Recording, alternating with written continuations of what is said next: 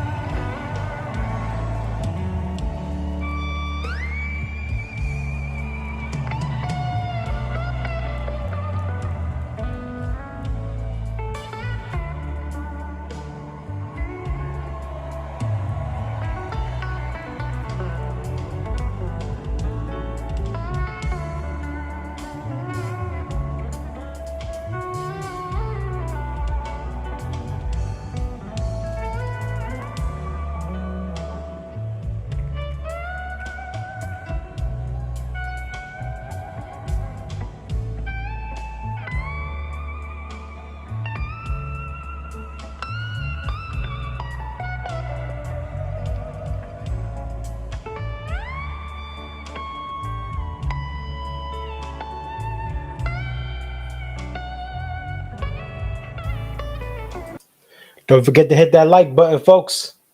I'll be on real soon. It's your boy Conserviz 34.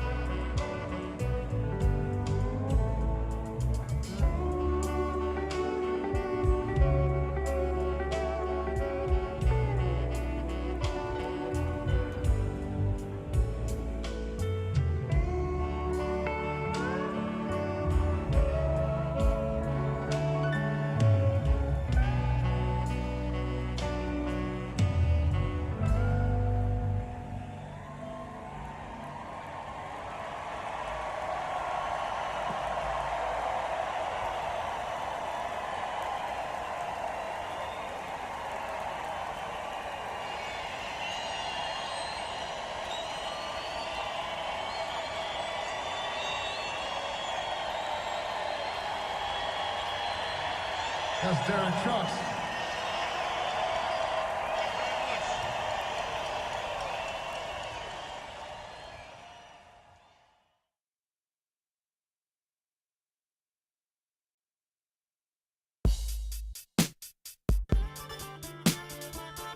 It's your boy Conserviz 34 back at home. What up? What up? It's your boy Conserviz 34. Yep, so your boy Conserviz 34 coming to you here. What up? What up? It's your boy Conserviz 34.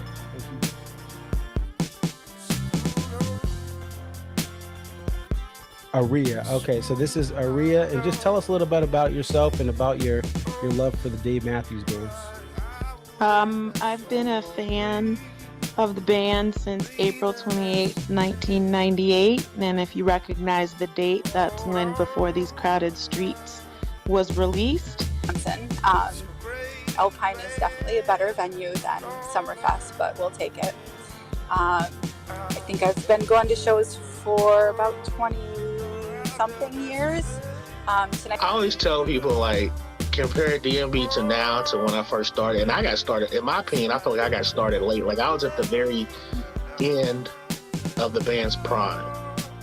I feel like that 03 to 06 was like the end of the prime. 07, 08 was like, you know, we're at the very end. And then when Roy passed. But Dave really, this is the thing. Dave has put, where Sean has been assigned the quarterback of this team. He is the coach, the play caller. He designs the jams. Dave just shows up and plays whatever he's going to play.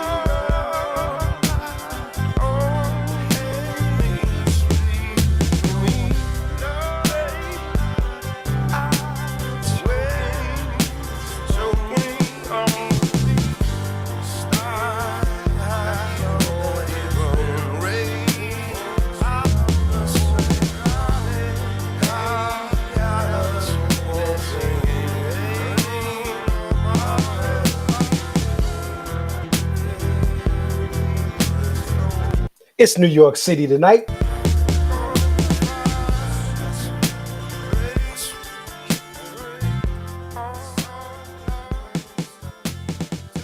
Birdman. Talk to him.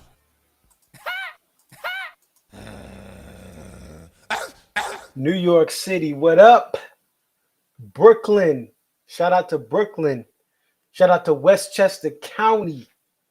Shout out to Long Island, Nassau County. Shout out to Queens, Staten Island, all of NYC, the Bronx, the Boogie Down, Manhattan. Shout out to everyone out there in Harlem, even though it's being gentrified right now. Okay. So it's your boy Conserviz 34, and we had a show tonight in New York City, the first 2-night stand. This band's been hooking up with cities left and right just for the 1-night stands, calling the Uber, telling the Uber to pick up the girl. Sorry, we gotta go to the next city. Literally, they was flying out of cities quick. I'm telling you guys. They were flying out of, like, they literally left some of these cities so quick. I was like, dang, what did they don't want to stay, but they stayed tonight. They played Stay Tonight, and they stayed tonight. Was it the best first night show in MSG history? Absolutely not. Absolutely not. But they brought some more things. You could argue between this show and Minneapolis, which show was better. I hope everyone listened on SiriusXM. If you don't have SiriusXM, you got to get it. I'm paying like $7 something. I was about to cancel. They got me in the car and in the app, which I listen to on my laptop here, and I can listen on my phone. I'm paying like $7 something a month for the next 2 years. It's like a 2-year promo for the car and this. Remember, satellite radio used to be mad expensive. It's mad cheap now. The power is to the people because your apps can get you so many things. They had to lower these prices down. Call SiriusXM, get it hooked up. They're not paying me to say this. I'm saying I got this deal. I just called them, right? My boy Ari didn't hook me up with a special. Okay. I called them. They set me up with this thing. I got a promotional rate. You can cancel anytime.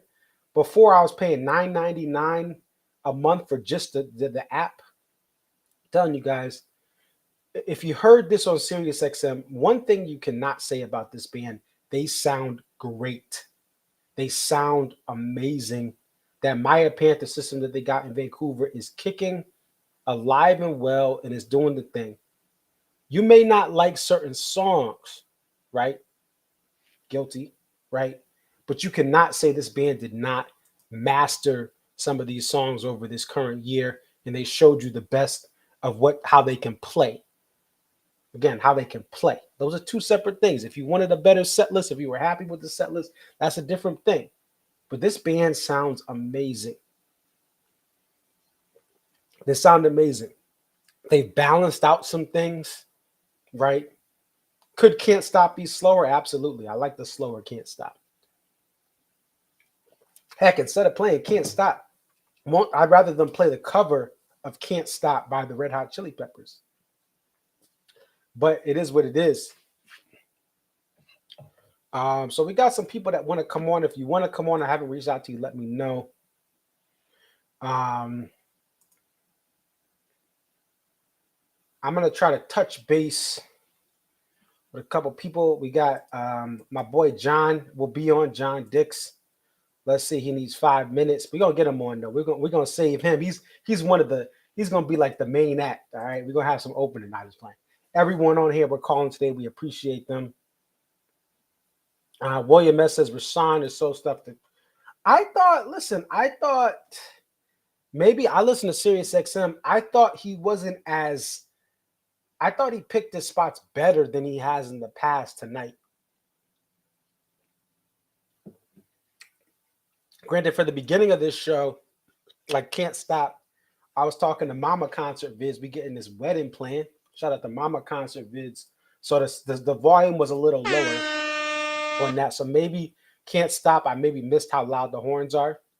But I love it. I love some of this stuff. And I love how they got some stuff out the way, man. That's the big thing. You see that right there on the ticker. These songs sounded great. I just don't like them. I think there's so many great songs in the catalog. And I think that's why people are frustrated with the set list. So many great songs in the catalog that can be played. And to have songs, I think that's one of the frustrations of this tour. Like, Can't Stop, right? I mean, Louisiana Bayou, right? The crowd loves it, though, and that's the thing. Why I Am, like, why do we need that song? Why? There's so many better songs that are in reach, that are realistic. But the band sounded great tonight. They did their thing.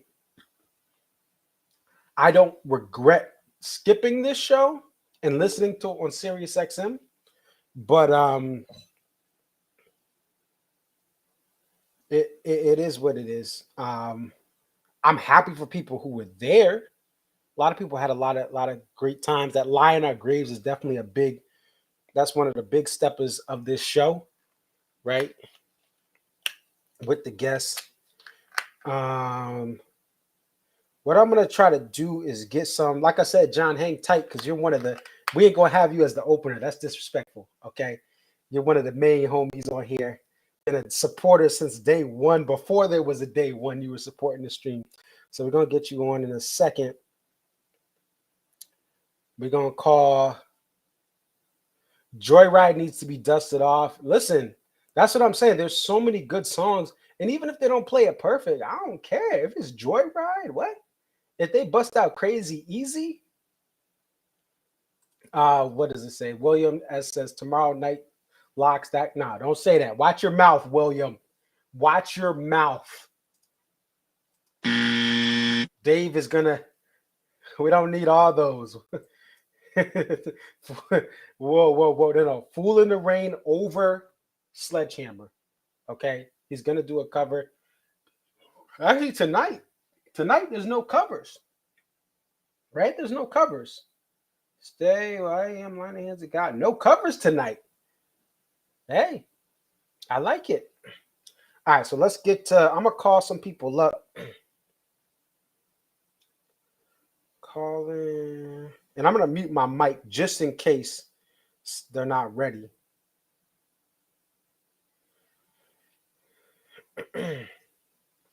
So let me just mute my mic. Give me 1 second here, and we're gonna try to get on our first guest here. Let me just add his name here.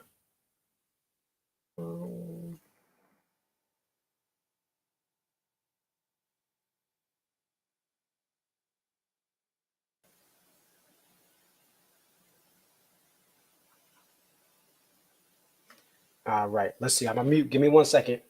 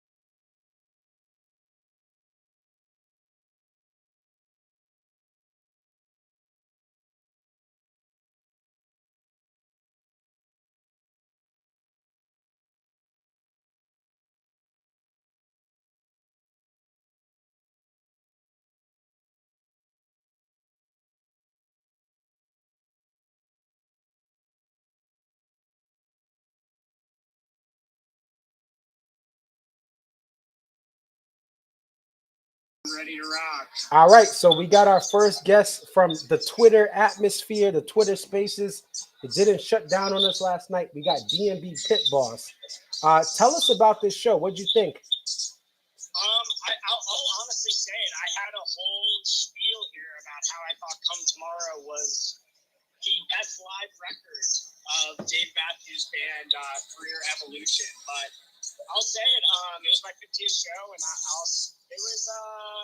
the set list does not do the justice of how the songs were performed, but the set list was something to be desired. 8.1. All right, so you're giving it an 8.1 out of 10, your 50th show. Congratulations on that. What's that? Congratulations on your 50th show. Then. Oh, thank you so much. It was awesome. Scout pregame. It's a big meetup with a lot of the Ants people. It was a hell of a time. That's awesome. So, what would you say your favorite song of the night was? Sorry, what was that? What was your favorite song of the night? Yeah, favorite song of the night, I would say Lie in Our Graves. The guest on that was incredible. It felt really like kind of a pre-Floyd Exodus Lie in Our Graves, and I really haven't really connected with that song like that in a while. It was awesome. It was a complete knockout on that one. Gotcha. And what was the crowd like tonight as this show went along? Was there ups and downs? Were they hyped up? What was it like in the crowd? Yeah, I'm gonna say it was the bathroom situation. There was some murmurings. I would say in our section in 223, it was kind of a warehouse section. People seemed pretty engaged, but I would say, like, to be honest, a little to be desired. I mean, like, it felt like it was most songs from like post 2009, which is like, that's fine, but and again, it was awesome, but it's like, come on, let's hear a couple of the big three, big four, Right. So you had 6 songs between Away from the World and Big Whiskey. There were 6 songs. You had what else? You had one Come Tomorrow song. You had one unreleased song. So that's a good chunk of the show was a lot of that. You had 2 stand-up songs and only 2 from Before These Crowded Streets, 1 from Crash, 2 from Under the Table. So yeah, it's a good point that there was a lot of the stuff post 2009 in this set. Yeah, I mean, and I think I'm just gonna switch to my this, you could probably hear me a little better. Yeah, but, that's a lot better. I would say for the casual fan, I would say this is a must-buy ticket for tomorrow. This isn't like Friday night. Tonight wasn't really a show I would take like the casual fan to, but I think tomorrow night's going to be a fucking knockout. Okay. Yeah, I hope so. I mean, there is that concern of obviously Jimmy thing, Come Tomorrow, the actual song, which is to me one of the worst written songs. Great message, horrible written song. So, I would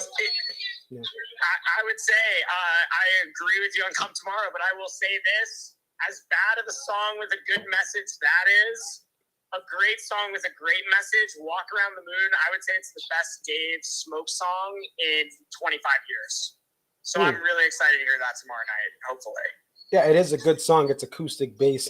I will say I'm setting my expectations low for tomorrow. Tomorrow, I'm not going to hype myself up.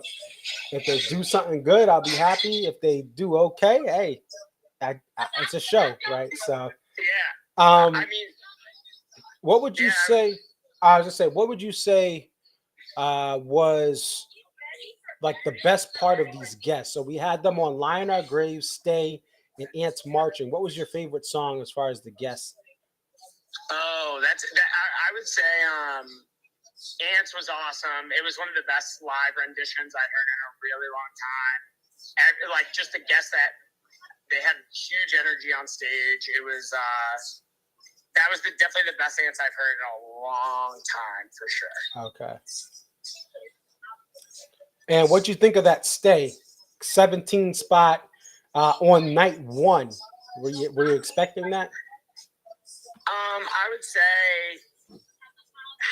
if it was maybe a different first 17 songs with a little more of the old school jams, I'd be cool with it. I guess I would say it wasn't what I was like it wasn't where the bullseye was for what I was even thinking was on the table. But that's, that's why we come out to the shows. Right.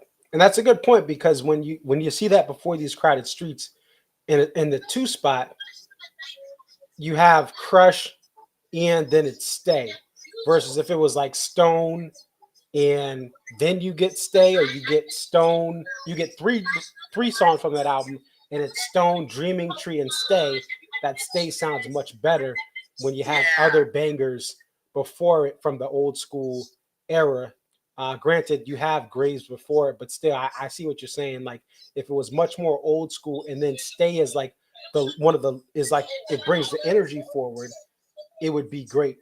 But it's different when you have this. The problem with this current era is you have a lot of these newer songs. Some are good, some are okay. But when you don't have enough bangers at an MSG, people are paying even for night one. Tickets are expensive, and yet, like, it makes a difference. I see what you're saying there. Yeah, but I do want to say one thing about like the current era, and I will say this is like, if you go into that show tonight and you just like had a couple beers with your friends, you're having a night out, and you hear those songs, it was a party. It was definitely a party. Like, it is. If you walked in on that, you'd be like, this is the best party band you've ever heard. I think we are a little spoiled with some of this. I guess we all have like nostalgia, fit stuff. But I will say there's some of these songs. Sure, I want to hear the old school songs, but like, they are great songs. You know what I mean? Like, so I never want to like really setlist complain, because during the pandemic, it was like I was watching Boyd Tinsley in a leather mesh vest on DMB Wednesdays, so I never thought I'd see live shows again. So I'm being like, this was awesome. It was a great time. Awesome. Well, hey, thank you for coming on. Congratulations on your 50th show, and safe travels back to wherever you're going tonight. You're going to be here tomorrow? I'll be there tomorrow, and awesome. Dude, let's link it stout. Bud Light on me. All right, yeah, we'll connect later. Have a good one. All right, bud. Talk to you later. All right, peace. All right, so that was DMB Pit Boss. There you go. So I will say that the band, the last year of Roy, 2008 to present, they set the sound of this up for it to be a party atmosphere. When you have songs like Bayou, when you have songs like Stay, Can't Stop, a fan who's not really into DMB may just enjoy the energy of the band.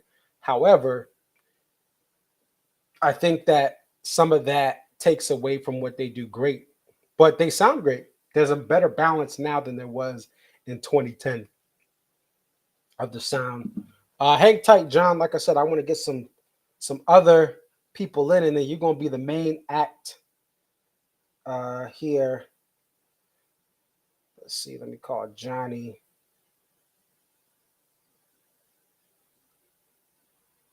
So we're going to try to get our buddy from DMB Family on. Let me just mute just in case he's not ready.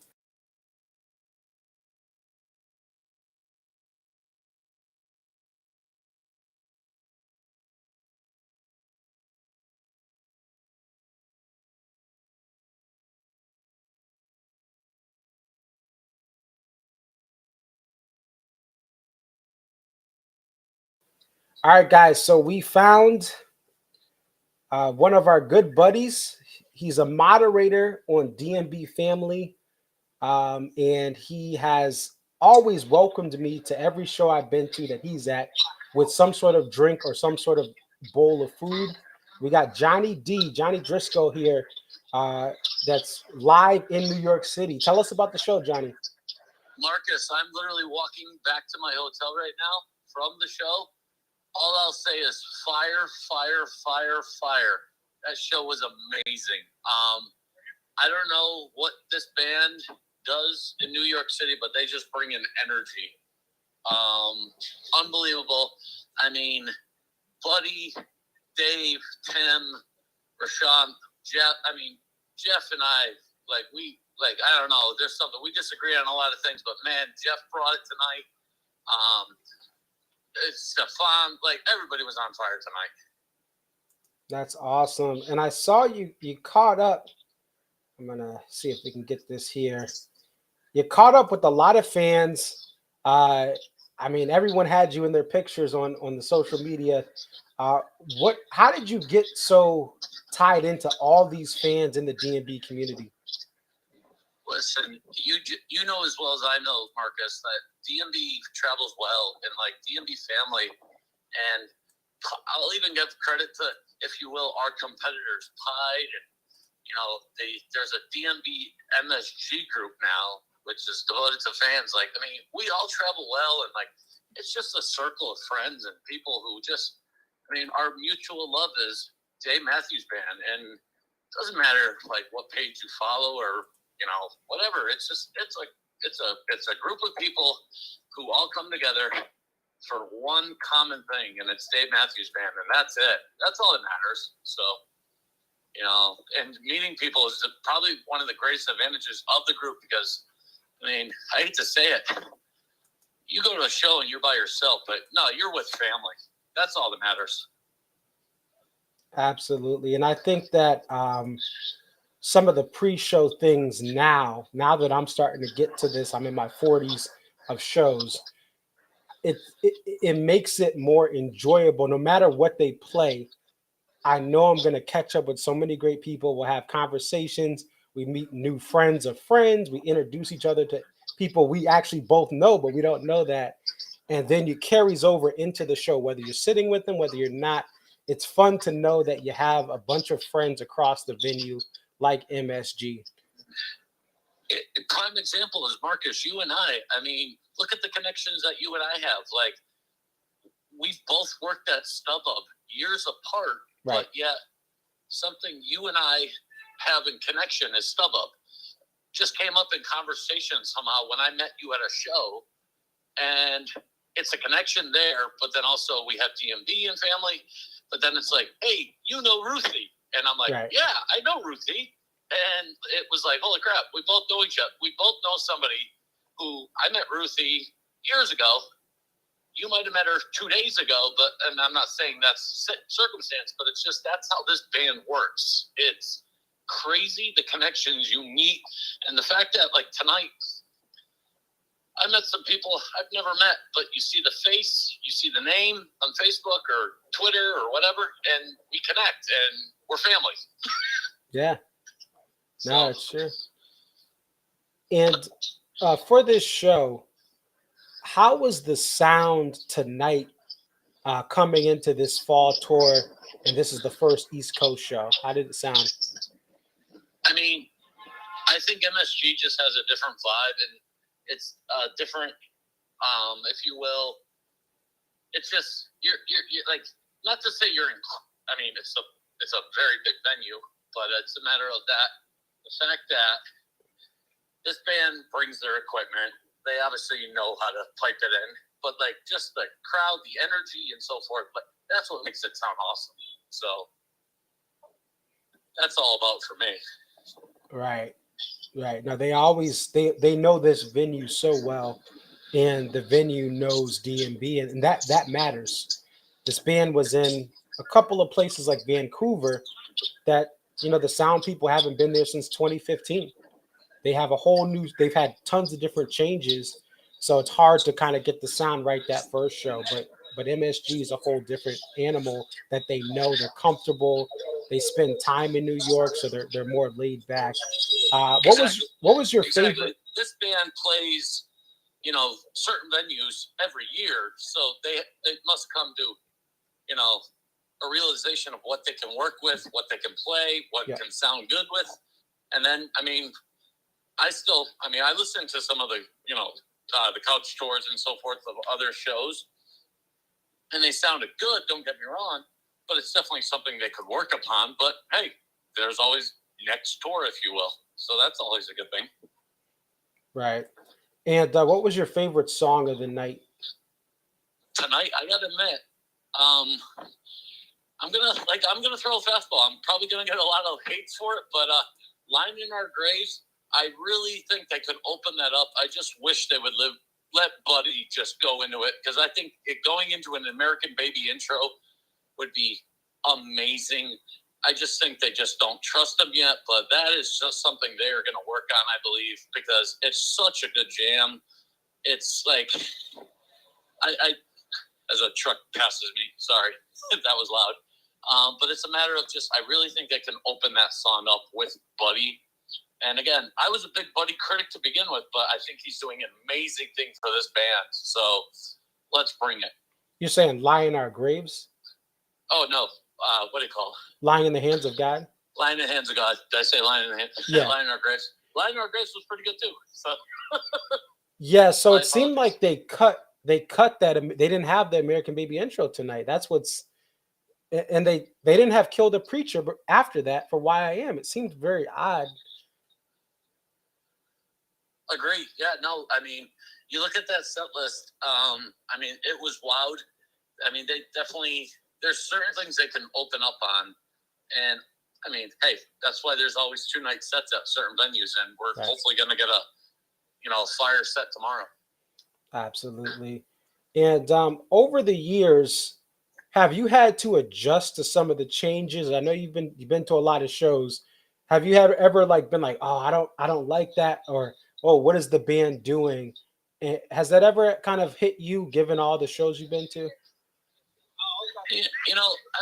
I don't question a lot of shows, because obviously I'm no musician whatsoever by any means, but this band definitely has changed. Obviously we lost a member of the band, and then for a couple of years it was just, what do we do? And people were lost. I mean, I've always said to you, Marcus, when we've had conversations, is I miss the violin, but in a substitution, Jeff and Rashawn kind of have stepped it up a little bit, and they're the missing piece of a violin.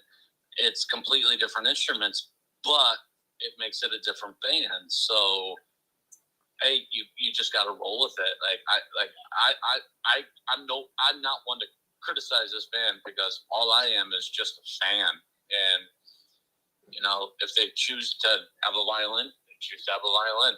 If they choose to have a guy who's playing keyboard and organ type music, I just have to roll with it.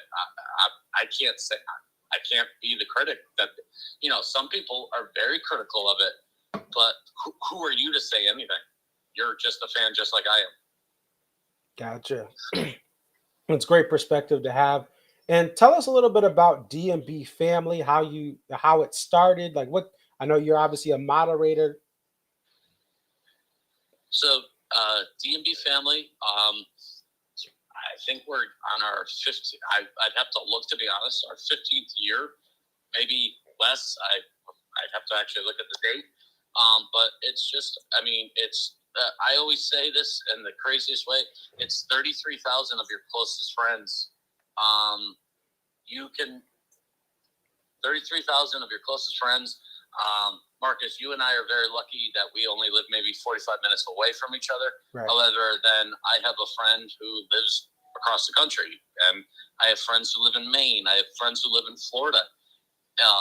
You might go a year without seeing them. You might go 2 months or maybe 2 shows without seeing them. But it's a place where literally fans can meet, interact. I say, share the picture of the fire dancer you see in the supermarket. Share the license plate you see when you're driving across the country with your family. It doesn't matter. It's like our page is all about bringing, friends, family, like-minded people of the reason we like, Dave Matthews Band. That's all our page is about. We try to be a positive thing.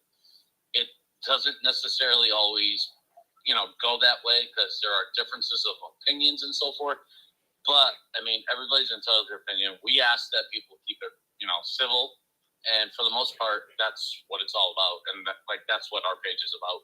Yeah, and I gotta say, one thing I do like about the page. Listen, I've evolved over the years to try to be nicer with my debating points and thoughts. But as you know, I can be critical of this band. I can have an opinion that I love this, but this can be better. And I think that you guys do a good job of allowing different perspectives to be shared, where you have fans who love every song and you have fans that may like certain things, or I think that's an important thing, because some of the groups and some of the pages, maybe it's only one type of feedback.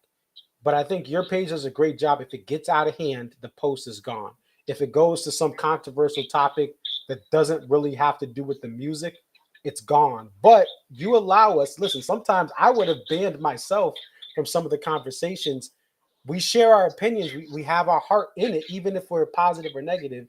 And I've seen some, just like family, I've seen some great conversations where you have multiple viewpoints and multiple opinions. Exactly. Like you just said, it's family. And again, Marcus, like, you and I aren't related by any means, but right. You know what? I consider you my family, because Marcus, one thing I laugh at, I always say with you, is I share the poster every show into the family. You might not like a poster that I absolutely love, but you know what I respect about you, Marcus? You have an opinion and you share it. You're verbal about it, but then you go, "Hey, Johnny, why do you like this poster?" And I tell you my feelings, and then you're like, "Cool, that's all that matters." Like, we can agree to disagree on many things, right? Set list too. I mean, songs that you want played, I might be like, "No, I don't want that." You know, so that's what makes this page. That's what makes the DMB Family page on Facebook so awesome. Is that literally, again, somebody shares their opinion, somebody might disagree with it, but an open discussion can be had where I get frustrated as a man is like, people argue. I mean, there's no need for name calling and so forth. We should all be adults. We are all adults. So keep it cool, keep it in check. I mean, then you do get your fair share of, I hate to say it, there are some of them who are idiots on the page, but you know what? We remove it. We do our best to remove it as quickly as possible. It might stay up there maybe a day or two. But we do have, and I call it a staff. My fellow admins are great. I'd like to give them a shout out. Carrie, Nico, Ben, I'm just Fabio, Vicky, Peter, and Kristen and Matt. Like, we are a great group of people. And then the thing that is amazing that people might not know is, so we're a group of 30. I'm going to say 33,000 people. I don't know the exact number, but we are across the country. Literally, Nico is in, Mid-Atlantic. I'm East Coast.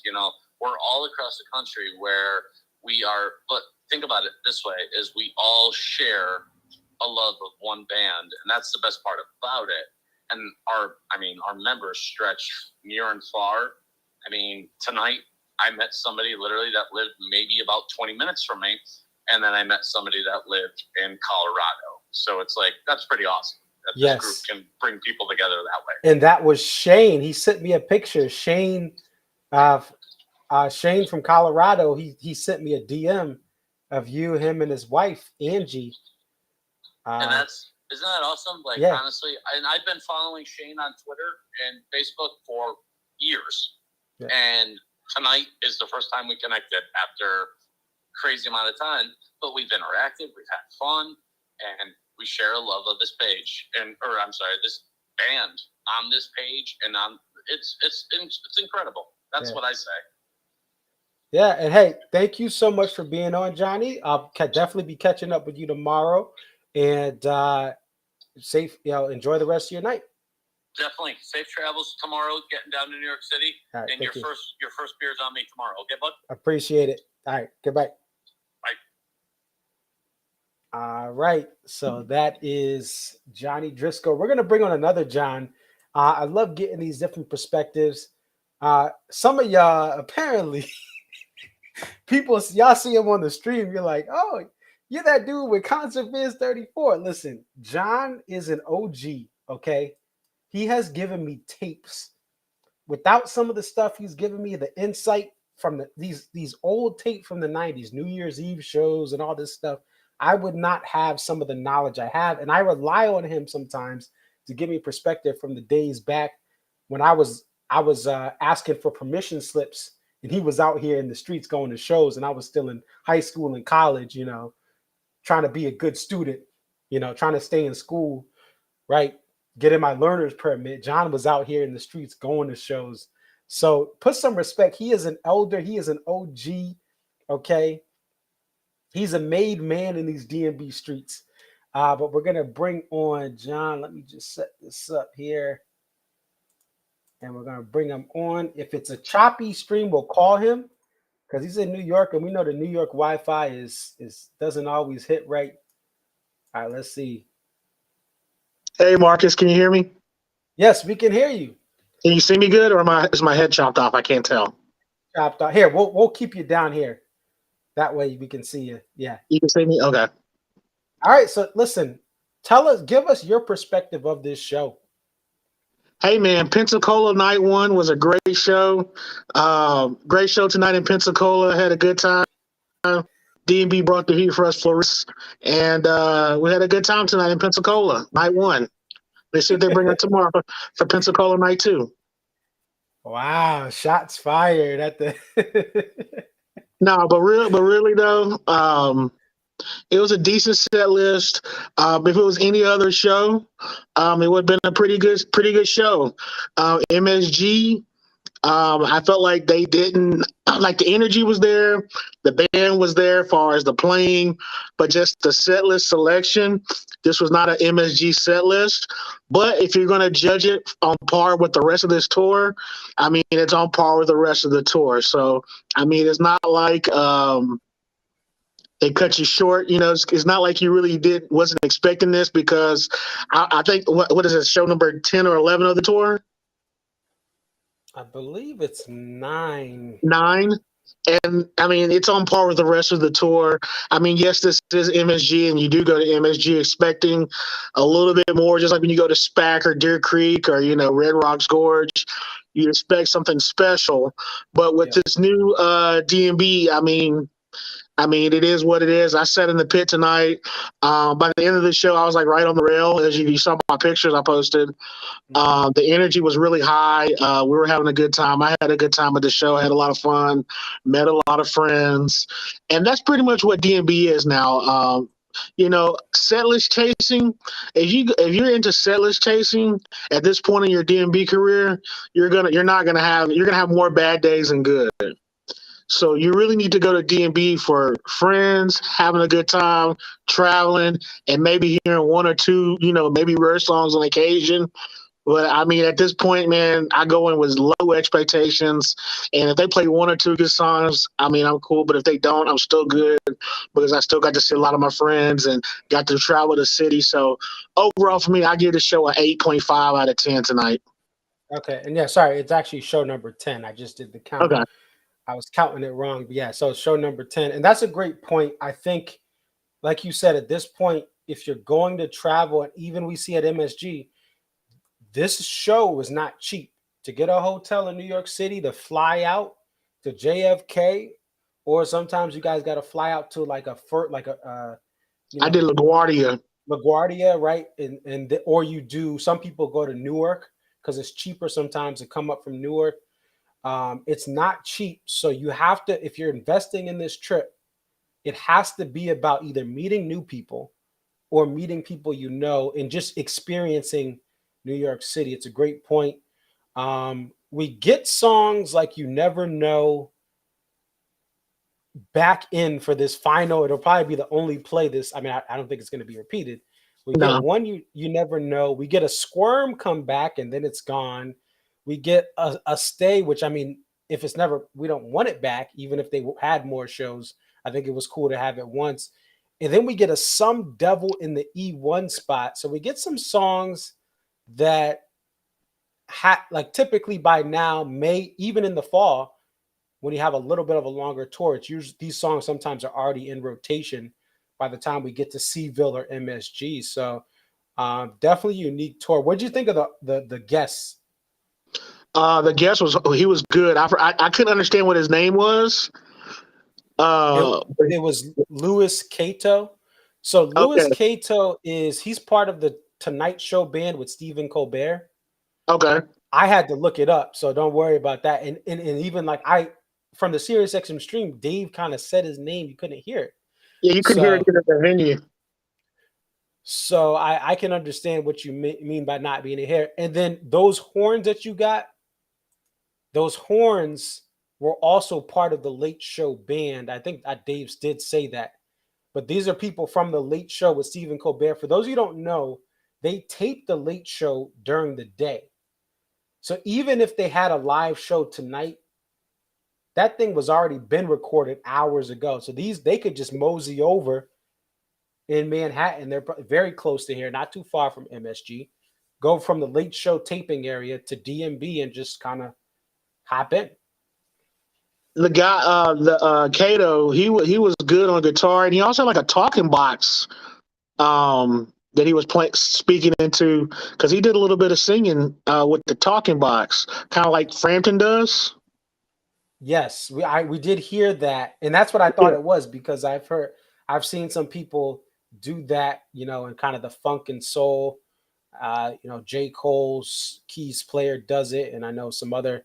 I think Earth, Wind, and Fire had someone doing that. So, yeah, I've that was different. I enjoyed that part of it. I thought that was something different that DMB hasn't really experimented with. Right. That was good. The Stay was really good with Buddy doing the harmonies of the Lovely Ladies. That was like a highlight for me, was Stay. Of course, You Never Know. The riff was really good. Rooftop was really good. What else was really good to me? I really enjoyed the Lie in the Hands of God, even though they did do they did the Bourbons and Lacs, but they didn't do American Baby, it didn't sound like. Yeah, and we also said earlier in the show, no Kill the Preacher. So that Lying in the Hands of God, Why I Am, they cut the stuff at the end of Lying in the Hands of God, and then they cut the Kill the Preacher or any sort of intro into Why I Am, which was kind of interesting. Maybe they were trying to, I don't know, they didn't. I would love for I'm going to talk to Henry tomorrow, but before, tell me if you heard this, but before Bayou, it sounded like Dave noodled Deed Is Done. Did anyone catch that? Anyone in the comments catch that? I didn't. The one thing I caught was it was like a New York interpolation on the horns. Yeah, right before Bayou, it sounded like Dave noodled like that a little bit on that Bayou. I could be imagining it, but I would love for Henry, because Henry really pays attention to those kind of little things like that on songs. So that he would probably be the person to say yay or nay on that. But I thought I heard a little bit of something right there. So I definitely can't wait to talk to Henry tomorrow to see what he heard on that. But if anyone in the comments heard anything before that Bayou, I'll be really excited to hear if anyone else heard anything before that. Gotcha. And one of the William S is saying he's kind of frustrated, and I know we talked about this, but he's frustrated because he's saying, hey, they had James Brown in 2002. That was 20 years ago.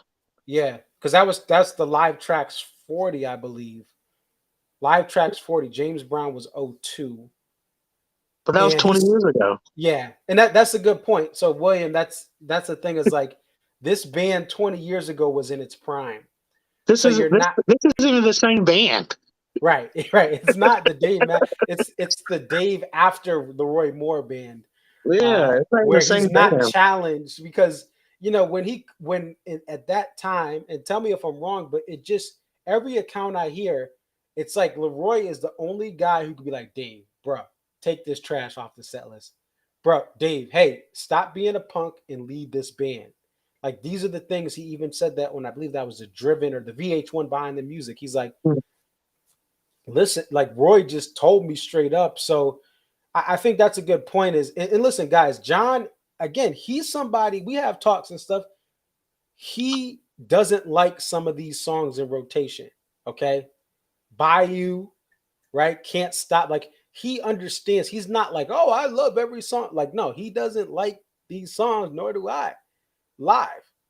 But the band sounds good. They have the energy, but he doesn't like these. But what he's realistic about is, you're like, think about, y'all want Tom Brady to magically just be able to throw these balls in the end zone. Y'all want Aaron Rodgers without any sort of help to just go on to win all his games go on a 10-0 run to start the season. It's not realistic for this part of this age of the band. And it's a great perspective John has, because again, I'm thinking he's going to come on here, but this is trash. Made a joke, but it's you can't expect this stuff this late. And also, obviously RIP to James Brown. Some of the stuff that went down in those early 2000s in all of music, things that went down in the 90s, things that went down in the 80s, some of the collabs and just organic things, it just can't happen now. There's too much red tape. The band is exhausted. They don't have all this time to be like, oh, we got to grab this guy, that guy. If someone's in town and they happen to know each other, hey, let's link up. But it's a whole different world, especially this post-pandemic world. The cost to get people out, people are trying to do all sorts of stuff everywhere else. You can't just have James Brown pull up, or Stevie Wonder or Bruce Springsteen just pull up to a DMB show, unless again the stars align. So, and it's a night one, right? Night two, like you said, night two, still low expectations you should have, but it's just one of those, like, it is what it is, right? So. Can I touch on one more thing, Marcus, before I hop off here? Yeah. But I want to touch on, I know this is kind of off topic, but I want to use this platform just to talk about something really quick, and that's the Taylor Swift Ticketmaster fiasco. Can we talk about that real quick, if you don't mind? Absolutely. Yeah. So so for those of you who don't know, John Dix is a huge Taylor Swift fan. He's been to shows in arenas. He's been to stadium shows. He's been to everything.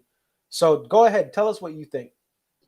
So, as everybody knows, like Taylor Swift, the pre-sale happened, and Ticketmaster, the verified fan thing, and it didn't work out for anyone that I know. The Capital One pre-sale went through, and then nobody still got tickets. And then Ticketmaster just said, "Hey, we're just not going to sell any tickets now because we just couldn't handle the demand." So Taylor Swift is doing literally like 3-night stadium runs, which probably equals about 250,000 tickets per city. There is no way demand is that high where someone who wants a ticket to a show can't get a ticket. The issue is Ticketmaster sees that everybody signs up for this verified fan pre-sale, and then that shows them the demand is high. So they're going to withhold those tickets and then do the dynamic pricing and do the platinum pricing on the tickets. And I think that, it's time for the fans who really love these artists. We got to start voting with our wallets. And it's going to be difficult because, I always say I'll go to any show no matter what it costs. But at some point, we're going to have to draw the line and say, hey, we're not going to put up with this anymore. And Ticketmaster's taking advantage of the fan. But the fans, we got to come together, because if we don't, they're going to continue doing this. If we continue buying resale tickets, Ticketmaster scalps their own tickets, and no one bats an eye. That is crazy, that Ticketmaster scalps their own tickets on their own website to compete with StubHub and Vivid Seats and things like that. But, I've been guilty of it. I've bought, plenty of DMB tickets off StubHub, and I've sold tickets too as well. And, I'm not, completely innocent in this, but there comes a point where we've got to do something, because if you look at Bruce Springsteen, people like Bruce Springsteen, Pearl Jam, who used to be against Ticketmaster, they're just going along with it as well. And they've been vocal in the past about these kind of things. I know bands like Dave Matthews Band, they're not really, they don't get involved in like the back end of things. They just show a play, go home. But I did like what Taylor Swift said. She came out with a statement.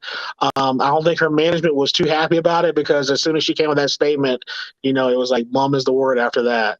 But I think the fans, we got to start voting with our wallets and saying no more resale tickets, no more of this nonsense. If not, we're going to still be paying $500-$600 for like a nosebleed seat in a stadium, which is just ridiculous.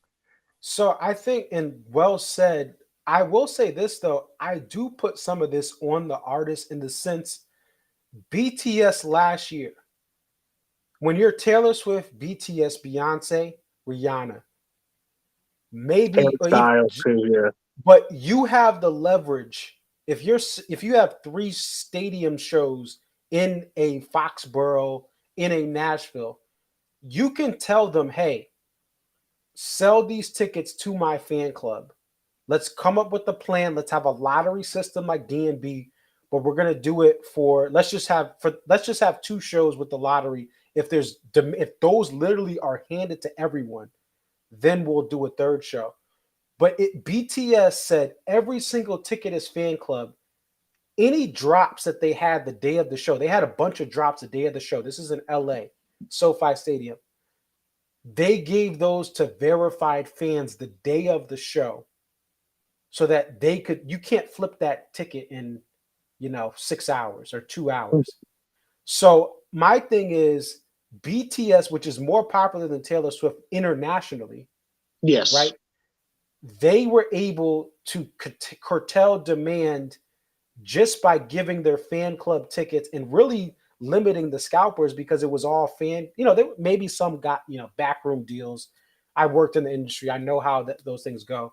But all the fans got their tickets. They had 4 LA shows and things went well. So what do you think about that as far as the artists really being proactive and saying, hey, I'm one of the best acts in America. Taylor's one of the top acts right now, and she's young. She's not George Strait old. She's young. Do you think she could do more? Her management could do more to have a plan?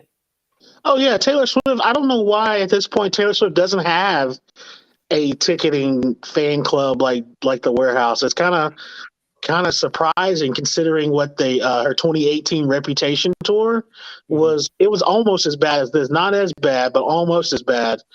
And you think they would have learned from the past, but I'm pretty sure, like you said, those backdoor deals with Ticketmaster and things like that, But now, like, government is getting involved. I know the state of Tennessee has launched an investigation, and I think a few other states have launched investigations. Now, this may be just political grandstanding, and we may never get anything out of it.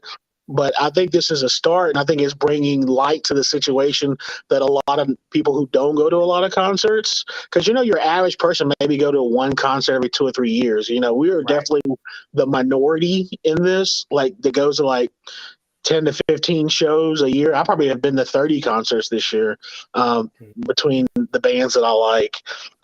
So I think it's good that it's shining light on the situation. But whether we see a change in it or not, I don't know. But I hope so. But we got to come together as fans. So we'll see. We'll see, man. I don't know. I don't know what the answer is. But Ticketmaster scalping tickets is ridiculous. And then for them to charge fees per ticket when they don't even have paper tickets anymore. Because back in the day, they used to say the fees were for us, putting the ticket on paper, printing it, mailing it to you, blah, blah, blah. Right. Now, what does that fee go to? What is that fee for? Right.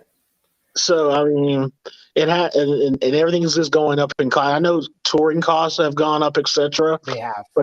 But not to the point where they're charging this much on some shows. So, we will see. We will see. I don't know what the answer is, but I definitely want to see a change at some point or another.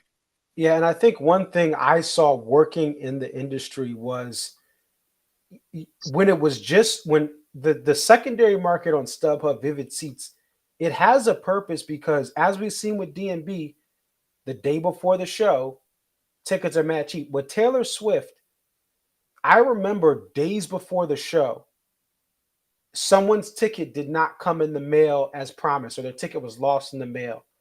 And I'm calling this person and saying, hey, we can get you a 17-row upgrade and you'll get some money back because they bought that ticket in December for their kid, right? They paid whatever, like you said, we're all guilty. Oh, we paid $300 or whatever it is. But what used to happen on StubHub is the tickets, because they don't own the tickets, the market would have to cave. But when Ticketmaster runs everything, the market can't cave. They're going to keep those tickets high until literally maybe you get a drop for face value, like today with MSG. There were some drops. But the concern is back in the day, what made those concerts more bearable for Taylor Swift. I have friends from high school that have been going to shows for 15 years for Taylor Swift.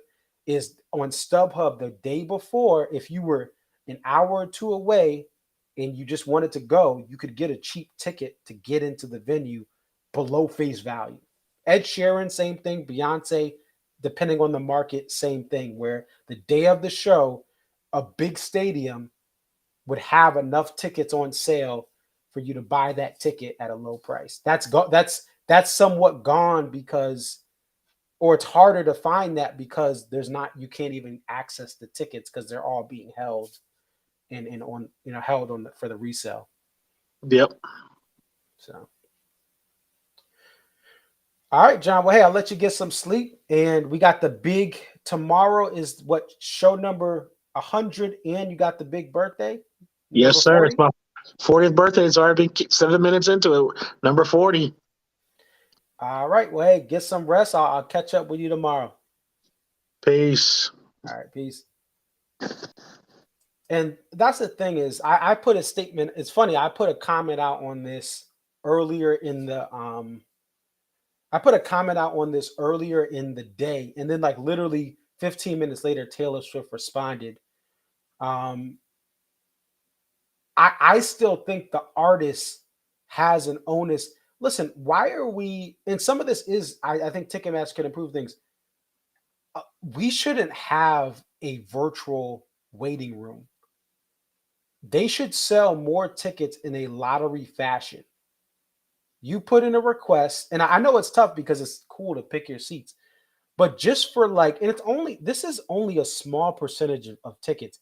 Like with DMB, we're talking like every show, every year. I was like, oh no, MSG is going to be crazy this year. And listen, some of the tickets are expensive, but if you really looked today, there's tickets for night 2 that just went up in the middle of the show. 2 lower. Shout out to Frank from Twitter. 2 lower tickets. I'm sure they're gone now. Like 119 at face value. So even with DMB, because they tour so much and because DMB doesn't have the cultural relevance that Taylor Swift does. Taylor Swift, a whole generation of women and men, but I think it's important. I will say this about Taylor Swift. I love her message to young girls. I know it's like, don't judge me. And, we're not supposed to judge women for being promiscuous and all this stuff. But our society is screwed up because we have messages to young boys to be thugs and be rough and to be jerks to women. And we have messages to young women to run around in these streets and go wild. I'm going to say it, right? And we can be like, oh, don't judge us and we can be liberated. No, that stuff is screwing up society. It's breaking families up. It's breaking homes up because we're telling women, oh, don't sit at home and be content with one, this or one guy or one that. And it's screwing up marriages because they want to watch some romance novel of someone leaving their husband for another guy. I say all that to say that Taylor Swift's message to women, to girls, is powerful in a positive way. And there's too many messages that aren't good for young girls and young women. And I say this talking to women I know and care about who love this music, Taylor Swift, and love other positive role models. And the industry is set up so a lot of women who have the message like Taylor Swift can never make it. They have to sell a part of themselves or sacrifice something, or they have to do something where some creepy dude is doing something. And that's on men, right? Because some of that stuff is set up so that women with the good message that are about the music never see the light of day. But I will say I love Taylor Swift, her message. I don't know many songs. I used to make fun of how she like broke up with all these guys. Like she was dating like the biggest jerks in Hollywood, and she was surprised that you dated John Mayer and you're surprised it didn't work. Really? Like back then, like John Mayer was a jerk back then. Anyway, but I think that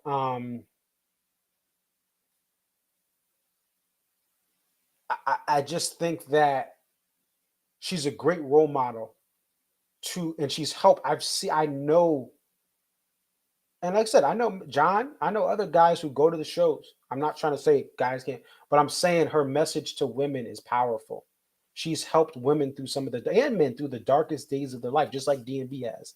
So I don't want to discredit that, but I think that there needs to be some of that is on her. Some of it's on Ticketmaster.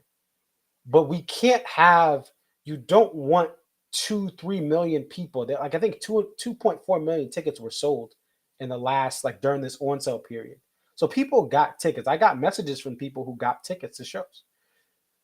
But the queue is not working. And I think the most frustrating thing, I think we can all agree on this.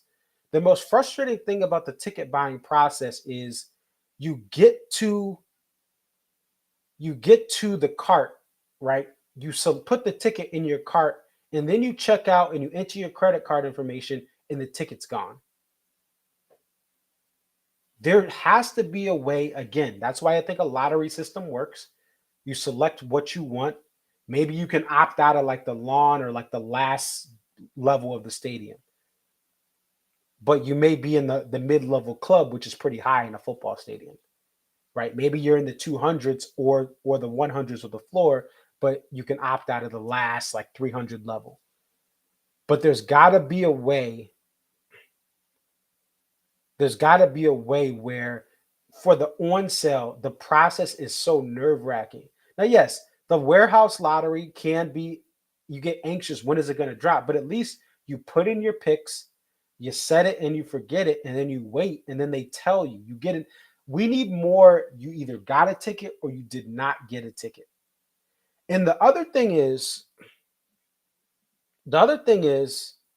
with this whole ticket situation, when you actually have a fan club, and I know a little bit about this because I worked at StubHub, because there's a lot of people, a lot of fraudulent accounts and fraudulent credit cards. When you sign people up for a fan club, you get their credit card, you can check it, you can test charge it.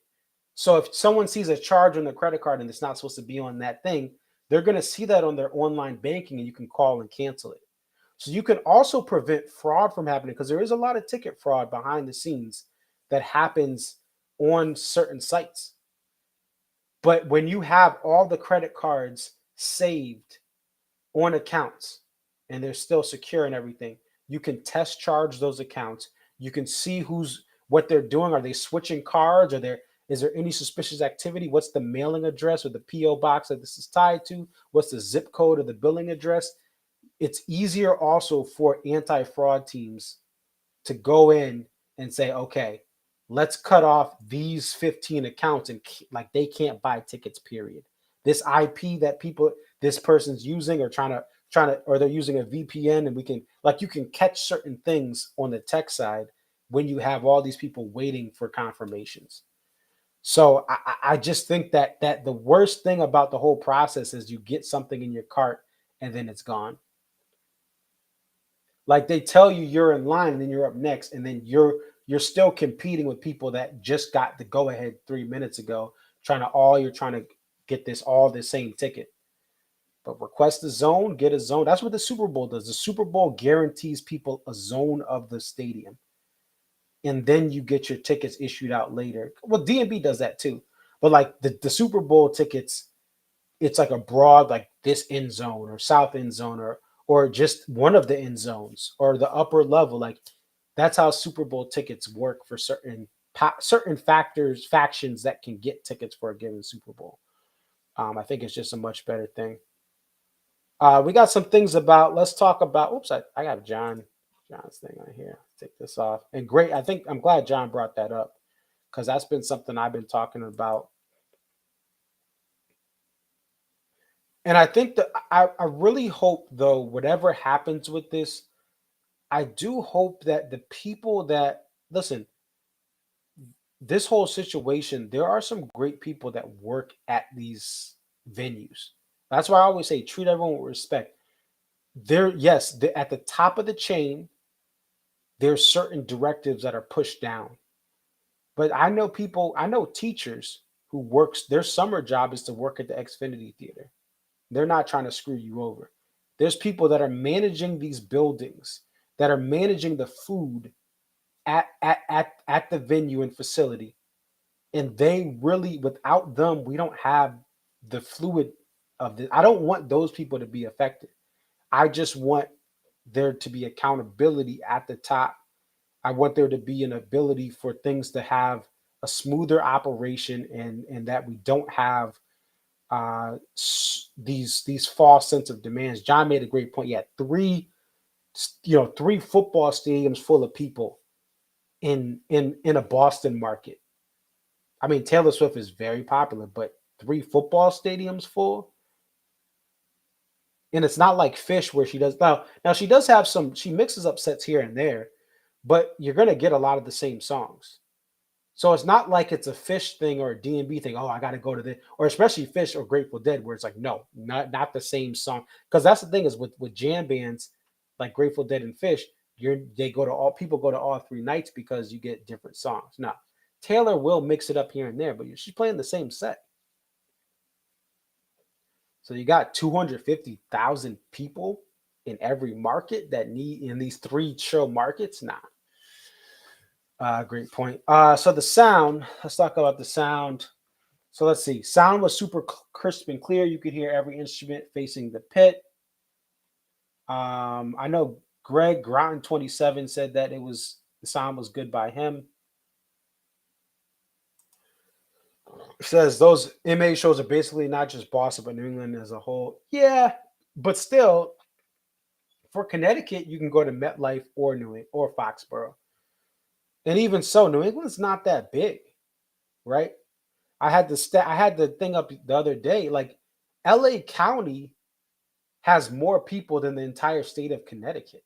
LA County. So if you combine Connecticut, New Hampshire, Rhode Island, even Mass, if you combine New England, it still has less people than the state of Texas.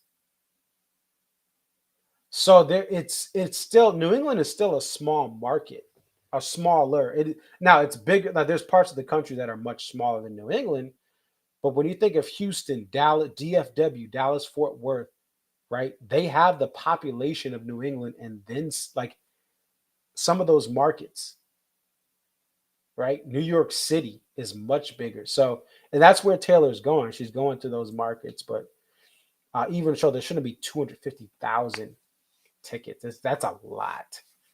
And as John said, not everyone, as much as people love Taylor Swift and as love these other people, not every person's dying to go to that concert.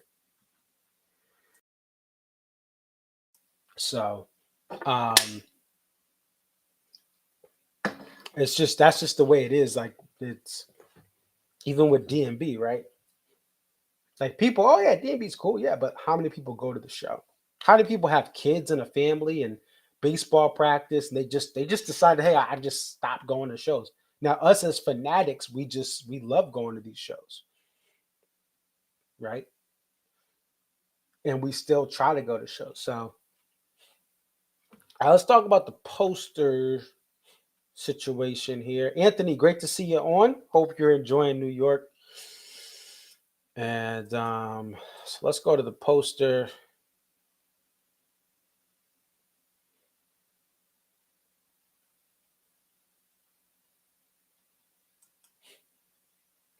So the top one is night 1. This is a diptych. The top one is night 1. The bottom one is night 2. I think night 2 is better. What I don't like about night 1 and what I didn't like about these posters is like the first one, the top one there, it looks too cartoony and not in a good way. There are some cartoony and trippy and weird things that hit for me in posters. Well, first of all, the superhero, is this Deadpool or is this Spider-Man? This superhero is bad generic. I'd rather the superhero actually look like Spider-Man or actually look like Deadpool or whatever that dude's name is. I'd rather it look clear and concise as one or the other.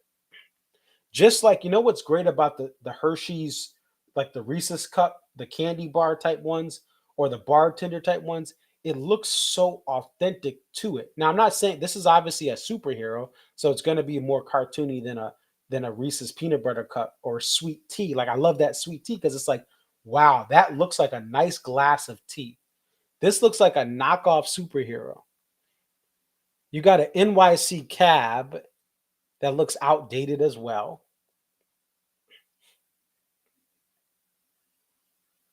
Oh, the character in tomorrow's posters in Mexico. Oh, that Mexico Gator. We'll get to that in a second. What my takeaway was from this first poster is it's like this idea that nature is coming to the city because it's fleeing from something, whether it's danger, whether it's deforestation, but nature is coming back into these areas that it used to live by. And this superhero is trying to help these animals that are in trouble. That's what I took it as. There's some sort of slime or something going on. But I just thought this was like, I would have rather had literally like a Batman or a Spider-Man. Maybe there's copyright issues, but I thought it didn't look legitimate. Also, would have been cool if you have like a Spider-Man or a Spider-Man knockoff, but like it looks like Spider-Man on top of a building, looking down at like on top of the Empire State Building, like looking down. So it's like a third-person view of behind the back of Spider-Man overlooking the whole city of New York. And you have all the buildings below. Maybe you have a fire dancer somewhere, some other signal or something, you know, like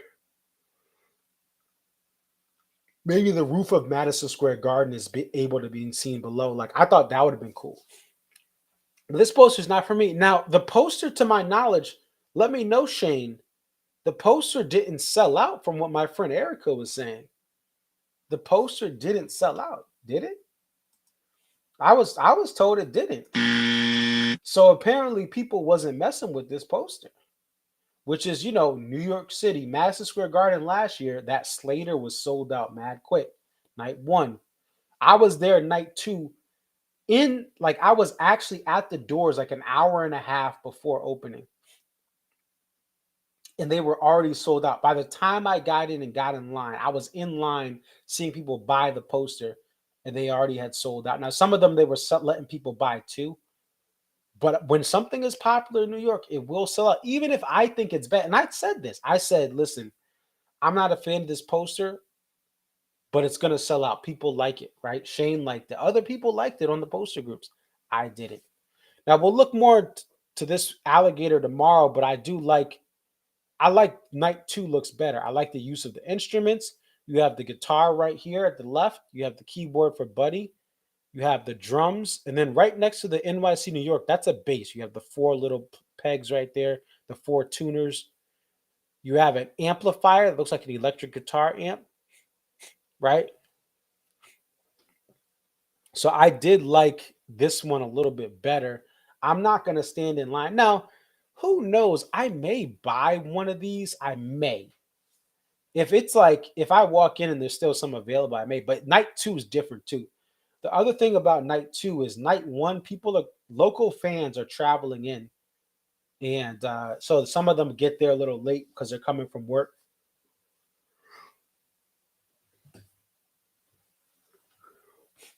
Greg, were the posters 75? I know they did that with the because it's a wider poster. In New York City last year, the Eads was like 75. Posters being priced a bit high. Oh, 75 and 150. Oh yeah, I'm not paying 75 for this poster tomorrow. Yeah, I ain't even buying it just to buy it. Now, I would have paid for the Eads last year for 75. I thought that was a beautiful print.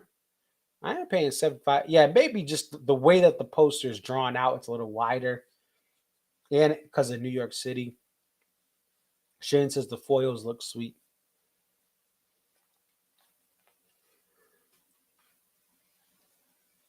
You can see why I didn't go tonight. I'm tired. I'm doing all sorts of stuff. Yeah, that's what I thought of that. I did have this. Let me go and say this. I made this joke, but I truly believe this. That's a picture of someone at 7:30. Posters were still available. Let's check this out here. This is my Bayou excitement. Amen. Because there's it's your boy Conserviz 34. Look at God. Praise Jesus. Amen. Because there's no Bayou tomorrow when I pull up to MSG. I'm on the couch tour, literally on the couch, listening to Sirius XM. I'm happy for all the Bayou fans at the show tonight. Good for them. Because some people like the song. That's okay. We ain't getting Bayou tomorrow. It's lit. It's lit. It's lit. It's tomorrow. No Can't Stop, right? Because they just played it. No Bayou. All I need is Don't Drink the Water. And Come Tomorrow to be played tonight. So I don't get it tomorrow. It's your... Yeah, so that was my excitement. Now, I will say this. Bayou sounded great. It sounded great. I just don't want it in the set list. If I'm happy that it was not there. But I understand why people like it. I did post this. I think this was my favorite post of the night. It looks like a lot of people liked it. I said this, ladies and gentlemen, the song that is the perfect tribute to the legacy of Leroy Moore, followed by Why I Am.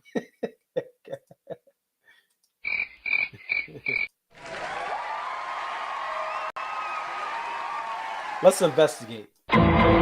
So I've always said this. If you guys watch the show a lot, you know this. Lying in the Hands of God is the ultimate tribute of Leroy. First, the studio version is a riff of Leroy playing the sax parts. That's what the song was formed around, was a Leroy Moore sax part. It sounds soulful. It sounds deep. There's a balance of the acoustic and electric and bass and all the other instruments that's not found in Big Whiskey, which is more rock heavy. Lying in the Hands of God is the ultimate tribute to Leroy Moore. Why I Am, while it is about Leroy, and it is gets the crowd going, it's quick. Listen, it's quick. It's not DMB during the most of Roy's tenure. Outside of the last year, 2008, they were already going that direction.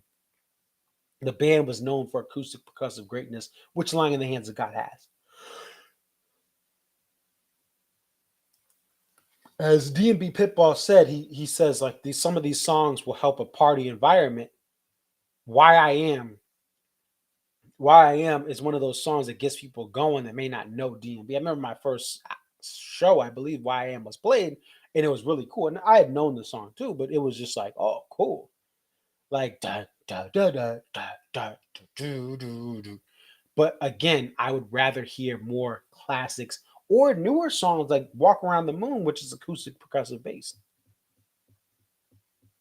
So that's my thing with Why I Am. It's not the best representation of what Leroy Moore did or what made the original band great. What else did I have here in my tweets? Twitter's still up. Oh, this was another thing. So there was a couple more that were added to this. Tonight for the first plays of If Only and Rooftop at MSG, which is a cool thing. That's a picture of the Izod Center where the band actually played all the songs from Away from the World. I don't know if it was on purpose or by mistake, but they played every song from Away from the World. It's the first time they did that, I think, since like the 90s when they played Remember Two Things or so, like one of those things like that. But yeah, so we had If Only, Rooftop, The Riff, and The Ocean and the Butterfly. Those were the 4 songs never played at MSG. The Stone has not been played at MSG since 2002, which is wild. Hopefully it comes tomorrow night. Hopefully the band's watching, man. Hey, I would love the Stone tomorrow night. But yeah, so that was interesting. And this is the Izod Center. Like I said, this was Duke. I went to Duke and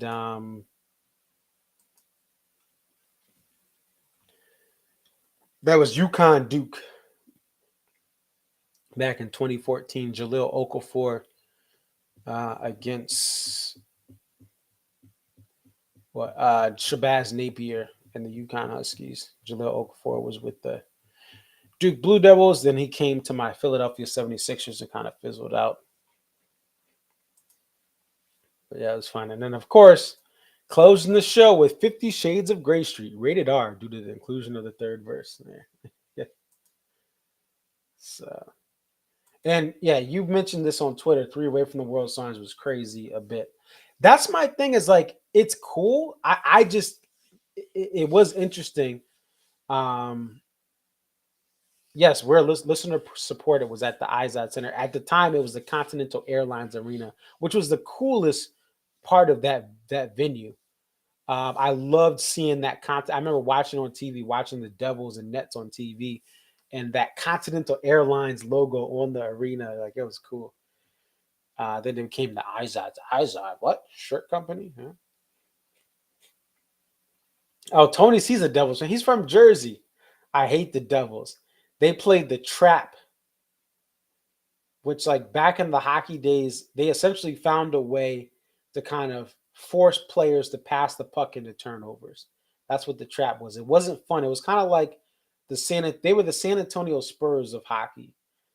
Like it wasn't fun playing. Like they weren't a team that was fun to watch, but they won championships. They had Marty Brodeur, who was amazing goalie, and he had one of the most iconic hockey goalie masks. Him and Patrick Roy during that '90s era. And the Devils are doing good this year, but there's plenty of time for them to mess that up. So Flyers beat them first game of the season. You think Brodeur is the best goalie ever? Interesting. It's a tough. You know, it's funny. I think Dominic Hasek is like Barry Sanders. He's like this goalie who kind of had this like quality run of like amazing goaltending, but was always on teams. Like he made it to the Cup Finals, right, versus Dallas. But I think Dominic Hasek is the Barry Sanders of goalies. Just a great when his run was amazing. He didn't win a championship, just like Barry didn't win a championship. What else did I post? That was pretty much it. Guys, stay tuned tomorrow. The stream will be a lot later because I'm coming back. I got to get out of the city. I'm not staying in the city. It was also just like last year. Remember, I did the stream like at the day after. It's hard in New York City to, first of all, have good internet. There's millions of people in this little island called Manhattan. But I just didn't like it was cool to stay over in New York the last time, but I couldn't stream. It's a lot easier to do this from Connecticut. So I'm going to do it somewhere from Connecticut, exactly where I'm not sure, but stay tuned. But it's going to be, a good hour or 2 hours after the show. Like I could be coming on around 12:31. Could be that. I do a little bit of both, public transit and the driving, but I don't drive into New York.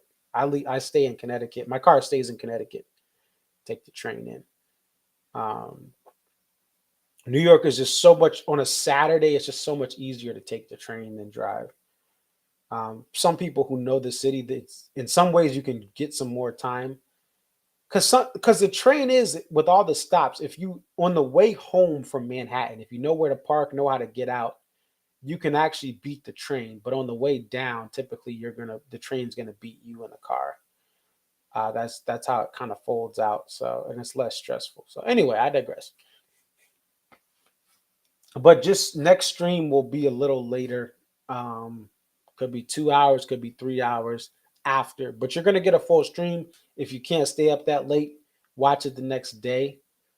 I will be on at some point. I just don't know when. But thank you guys for the support. Hit the like button. The like button helps us to get to more people. The more likes, the higher this goes in. The more people we get on. Like tonight, I had a bunch of people ready to go. I could do that in much more cities. Yeah, I'm in the uppers tomorrow, so I'm gonna be in the upper level. I will try. Stay tuned to Twitter. I will try to go in the main concourse and chill out there for a little bit just to catch up with a lot of you guys in the main concourse. Some of you guys, and again, just select few people. I may say, hey, just meet me here before, but most people, it's just easier for me to meet everyone in the concourse. I know it's 6:30 to 7:30, so like I'm gonna try to get in as soon as possible. It's a tight time, right? They're not gonna go on at 7:30 on the dot, but I know it's like that hour can go quick, and by the time you got to get merch or you try to get waters and drinks or food, but I'm gonna try to get there in there for 6:30, just so that I can catch up with you guys in the venue, and I'm gonna try to be in that 100s level, if possible, because if they let me, they should let me go in there. The thing is with the floor access is the only one where you really have to show your ticket. They went on at 7:50 tonight, but just stay tuned. But look forward to meeting some of you guys in the concourse 100 level. Try to get there early if you do want to catch up. Don't want to miss the that girl as you open it. Right. Bruh. Ain't nobody got time for that. Yeah, but if Dave does have a that girl as you opener, man, I'll be like this. Okay, Dave, you want to open night 2 of MSG with that girl as you. That's how you treat the fans who go to the biggest fall tour show. You're going to open with that. That girl is not her. She wants a better song, right? She wants a much better song. Are you going to open up a Come Tomorrow? I thought yesterday you left all the trash songs in. Open with the Stone, Dave. Open with the Stone. Open with Shotgun, Dave. Okay.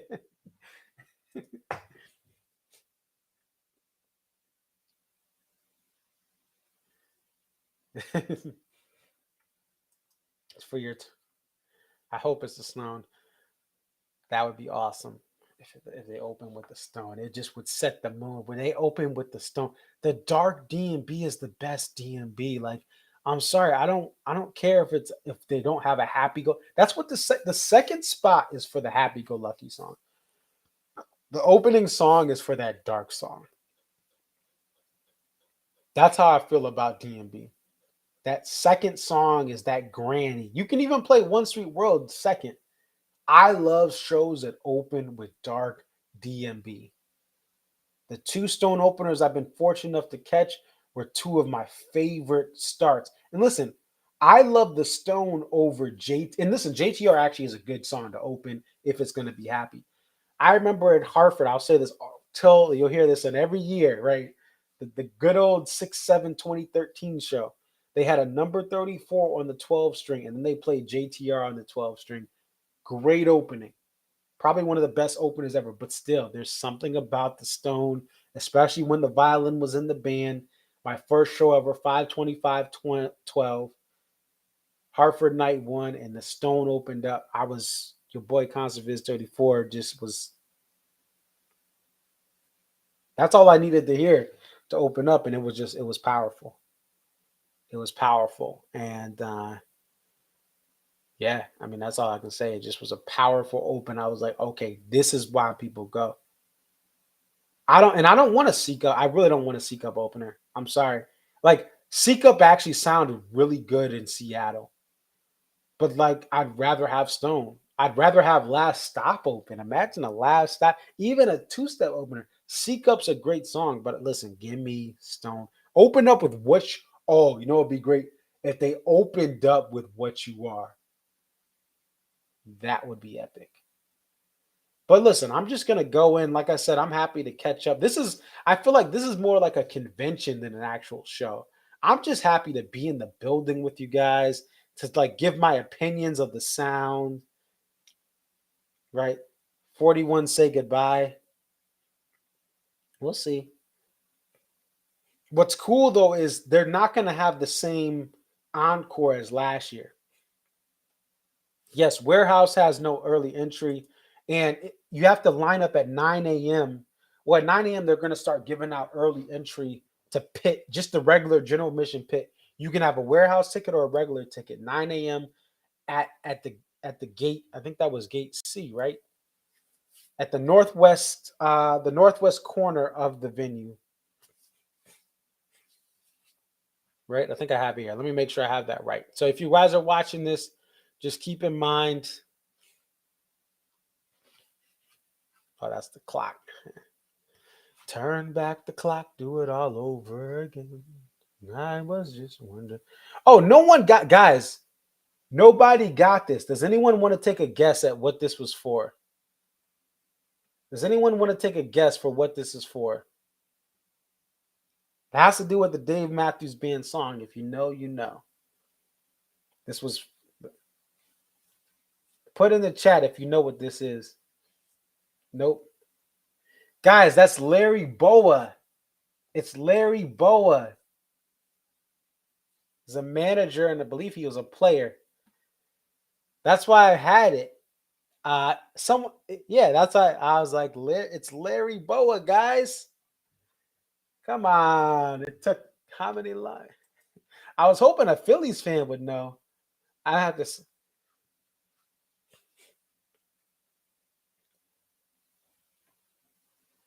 Where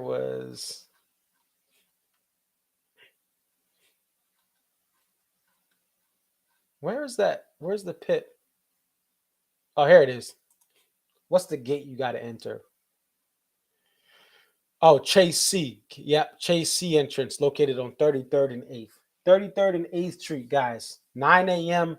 You want to get out there around 7:38. Maybe a little, probably earlier than that, but I'm not going to encourage that. I'm going to tell y'all 7:38.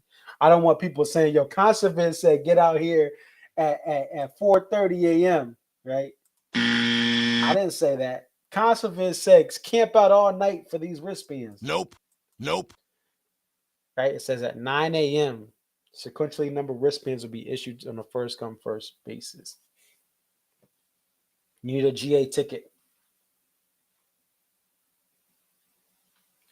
So don't be saying that your boy Conservis 34 told y'all to camp out all night. Stop the cap. Okay.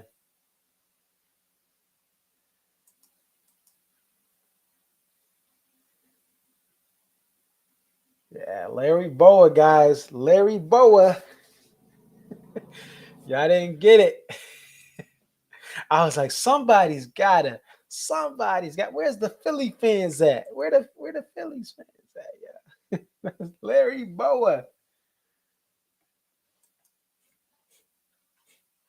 Lawrence Boa. Come on.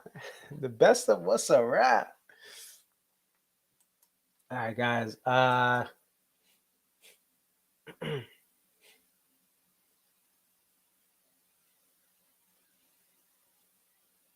What are we gonna...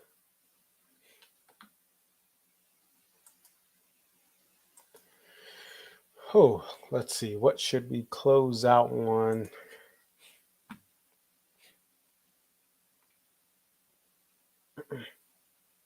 Yep, Michael's right. First come, first serve, no lotto. First come, first serve, no lottery. I think they should have... I think what Fish did is they had a couple of those. Some of the pit early entry was first come, first serve in the morning, but the other part of it was email only. So early entry for Fish early this year in April, they had a split. I don't know how they exactly did it, but some of the fans got early entry because they got there at whatever it was, 9 a.m. or whatever the time was for Fish this year. It may have been 9 a.m., may have been later, earlier. But then you had some fans who you just requested online and they emailed you, congratulations, we know you have a pit ticket, you've been hit for early entry. Oh, Fish hid the early entry wristbands and balloons? Really? I didn't know that. What is this? MSG, we eat our young? I don't know what's going on in the chat, Michael. Come on, Michael. Yeah, I'm trying to think. I see. I think I covered everything.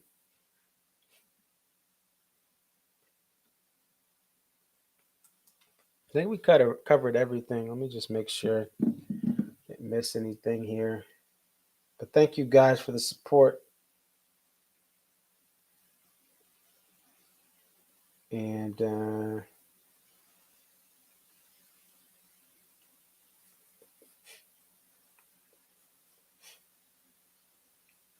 let's see.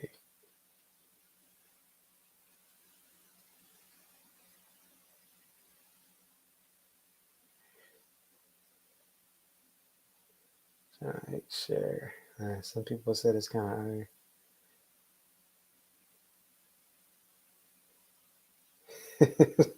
Tyler on Twitter says, "Turns out the venue history and name won't help sell a bad print." Oh, he said it can't be saved. Nope. Said just because it's MSG don't mean it's gonna sell out. No, no, no, no.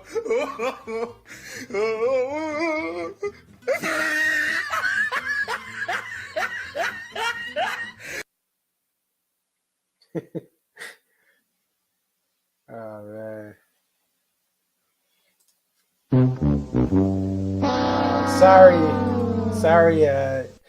Sorry, Mazda Night One. I'm sorry, bruh. Oh, Michael got a foil. Okay. And listen, I think if you love it, I'm glad you got it, and I'm glad that there wasn't as much of a hassle. It's just not for me. Guys, hit the like button. All 12 of y'all live, hit the like button. If you haven't done it already, hit the like button. It's just a click of a button. It's the flick of the wrist. Look at that flick of the wrist. So Michael got a foil. All right, we're going to close out with Some Devil. We closed out another show with that earlier. We got repeats.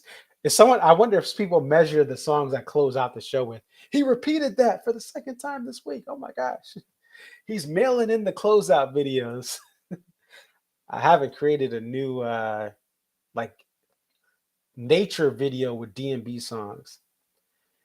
I will say this before we leave though. I should have did it. There was a perfect day, but I was busy. Like I was running before work, so I had to get to work.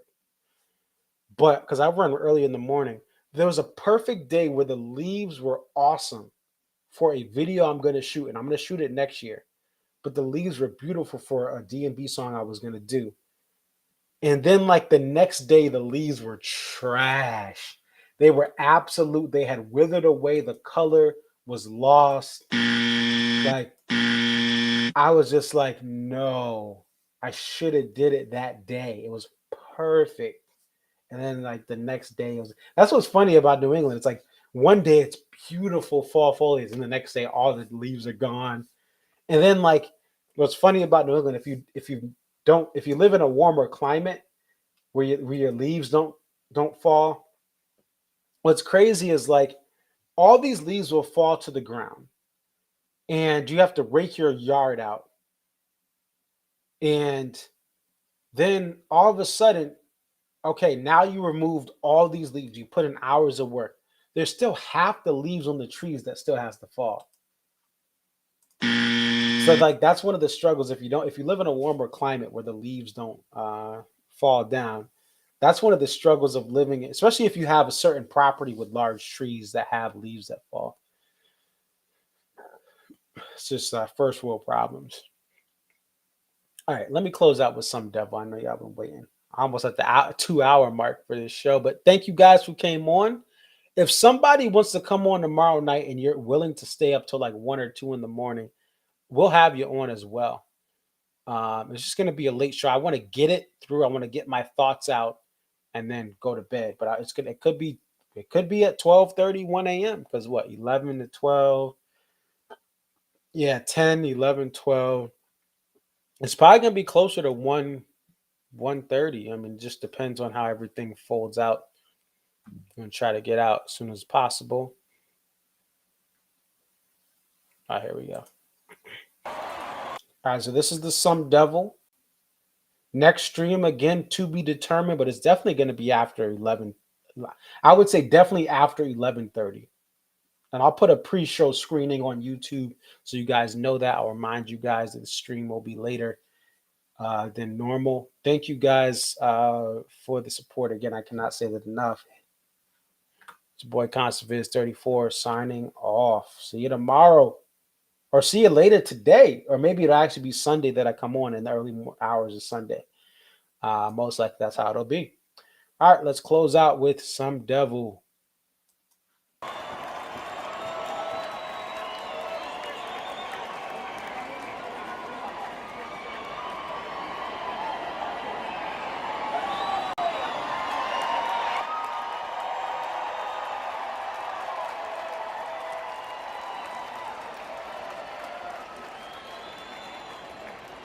Walked out here, I said, damn, Spack is smoking everything.